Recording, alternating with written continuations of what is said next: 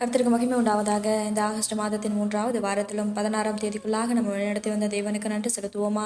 பரிசுத்தமுள்ள எங்கள் நல்ல தகப்பனே, ஸ்தோத்தரிக்கிறோம், துதிக்கிறோம் ராஜா. இந்த காலை நேரத்திலும் உண்மை நோக்கி பார்க்கக்கூடிய கிருபை கொடுத்ததற்காக நன்றி தகப்பனே.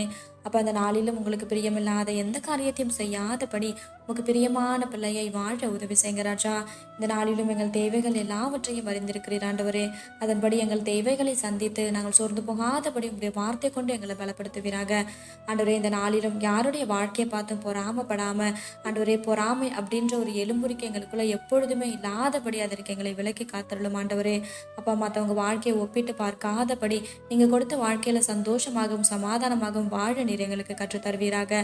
உண்மை போல எல்லாரையும் நேசிக்கவும் எல்லாரிடத்திலும் தாழ்மையா இருக்கவும் உதவி செய்யும். இந்த காலை நேரத்தில் செபிக்கிற ஒவ்வொருவரையும் ஆசீர்வதிங்கப்பா. அவர்கள் குடும்பங்களையும் சட்டைகளால் மூடி மறைத்து பாதுகாத்துக் கொள்ளும். துதிகன மகிமையெல்லாம் ஒருவருக்கே செலுத்துகிறோம். இயேசு கிறிஸ்துவின் நாமத்தில் செபிக்கிறோம் எங்கள் ஜீவனுள்ள நல்ல பிதாவே, ஆமென்.